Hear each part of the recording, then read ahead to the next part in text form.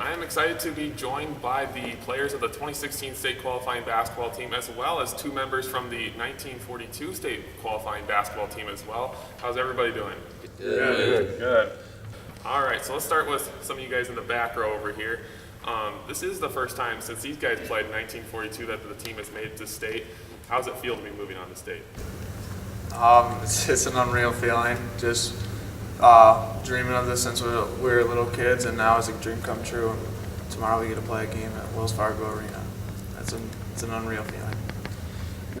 Now, for some of you guys, how have things changed? I know a lot of things have changed since then. Well, I think for one thing, in 1942, it was a community situation. Everyone is involved. We had a population, I think, Jack, by the 40 census of only 1,800 people. I think it was 1,800, 1940 census. I think everyone could almost. Well, I think one of the big differences is there was only one state tournament. There were no classes.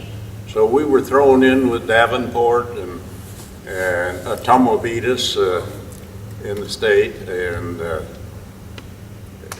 there was no 4A or 1A. Everybody went to one tournament.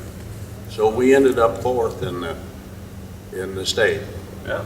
So overall, the whole state you were fourth. So that's kind of interesting as well. And I think too, another point to bring out, Jack, is the low scoring. Yeah, the scores were terribly low compared to what you have today. Of course, they didn't have any 3 points, and there was no time clock, no shot clock.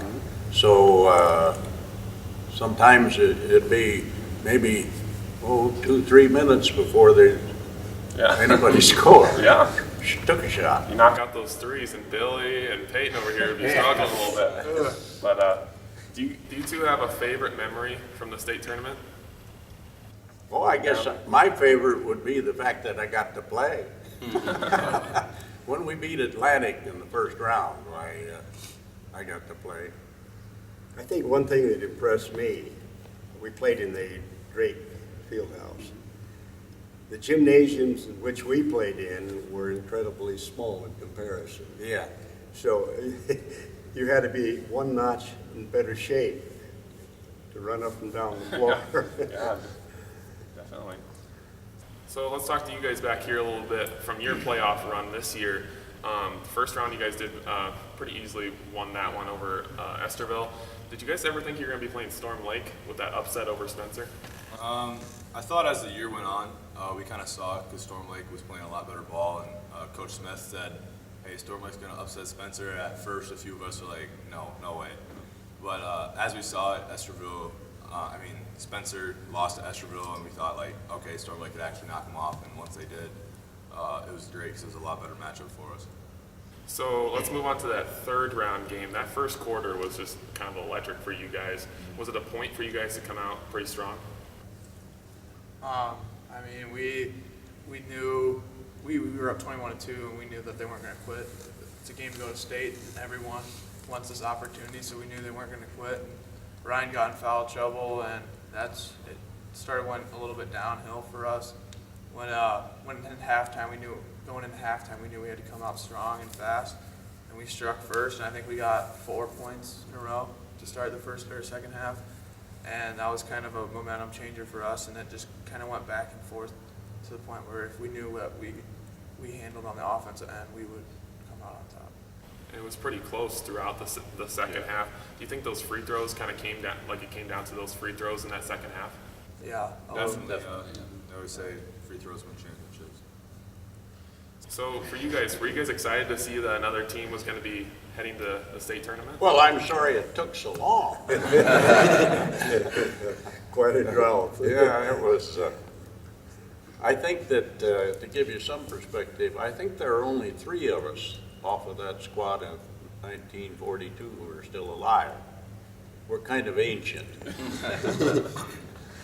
So yeah, kind of keeping that tradition. We just lost one of our stars, as a matter of fact. One of our starters, Jack Webb, was a forward on that team, and he just died last Thursday, I think it was. Wow. And of course, you guys had John Webb for a coach. John Webb was our coach, and John had an exceptional record. We played bigger schools, both Sioux City schools, Sioux City East and Sioux City Central. We ended up playing Sioux City Heelan in the sub-state and beat them. It was pretty common for the smaller schools to play big schools. We were a smaller one by far. Yeah.